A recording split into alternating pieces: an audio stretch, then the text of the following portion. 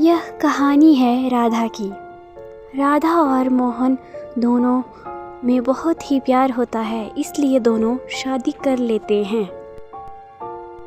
शुरुआती दिनों में राधा को ससुराल में बहुत प्यार मिलता है, मगर कुछ ही दिनों के बाद ससुराल में राधा को बहुत ठोकरें मिलती है। राधा की सास राधा को बहुत सताया करती है और करम जली, तू तो लगता है मेरे घर परिवार को ही खा जाएगी।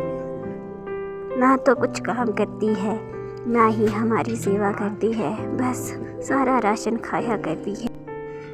इतने में बेचारी राधा फूट फूट कर रोने लगती। अरे करम जली, अगर तू ऑफिस जा ही रही है तो घर का सारा काम करके जा लिया कर। ना जाने इतना काम इस उम्र में मैं कैसे करूँगी। इतना कहकर राधा ऑफिस जाने लगती है और कहते हुए जाती है कि मैं इतना काम करती हूँ, पर फिर भी मेरे ससुराल वालों को मुझ पर थोड़ी भी दया नहीं आती है और सारा काम मुझसे ही करवाया करते हैं। राधा की सास मिलकर राधा पर काला जादू करना चाहते हैं ताकि राधा उनके बस में रहे और उनकी बात हमेशा सुनती रहे। राधा के सामने उसके साथ होने का दिखावा करता है और कहता है।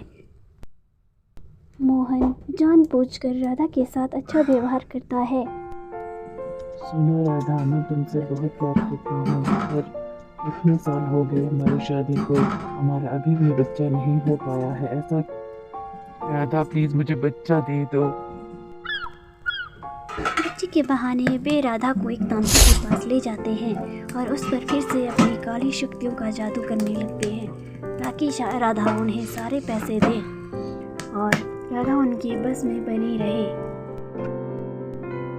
राधा की सांस फिर से राधा को नीचा दिखाने लगती है और कहती है, अरे ओ बांझ, कहाँ जा रही है बांझ? इतने साल हो गए, अभी भी हमें एक बच्चे की खुशी नहीं दे पाई है ये बांझ औरत। लगता है मुझे अपने बेटे के लिए दूसरी शादी करनी पड़ेगी, तभी मैं अपने पोते का मुंह देख सकती हूँ। जी, मुझे बच्चा नहीं हो रहा है तो मैं क्या करूँ? यह सोचते हुए राधा फिर से ऑफिस की ओर जाने लगती है और कहती है, इसमें मेरा क्या कसूर? अगर मुझे बच्चा नहीं हो रहा है तो मैं क्या कर सकती हूँ? हे भगवान, न जाने तूने मुझे ये दिन क्यों दिखाए। मुझे बहुत परेशानी होती है जब कोई मुझे बांझ कहता है। तो बेटा मोहन, मुझे उस राधा की शक्ल बिल्कुल भी पसंद नहीं है। अगर वह पैसे वाली ना होती तो मैं उसे तुझसे शादी कभी नहीं करने देती, उसे कब आपके घर से निकाल देती। मगर क्या करूं, हमारे घर की परिस्थितियां बहुत ख़राब है, इसलिए उसे झेलना पड़ रहा है, नहीं तो उसे कब का घर से बाहर निकाल देती। माँ फिक्र क्यों करती है, मैं उसे जल्द ही मार दूंगा। यह सब कुछ राधा सुन लेती है और उसे बहुत बुरा लगता है, इसलिए वह अपना सामान पैक करके वहाँ से चली जाती है। बेचारी राधा, उसे यह सोचकर बहुत दुख होता है कि जिसे मैंने सब कुछ दिया, उसी ने मेरे बारे में ऐसा सोचा और मेरे पैसों के लिए मुझसे शादी की। बेचारी राधा अंदर से बहुत टूट चुकी थी, इसलिए वह फूट फूट कर रोने लगती है कि मेरे साथ ही यह सब क्यों हुआ। पर राधा की ज़िंदगी में यह दुख कुछ ही दिन रहे।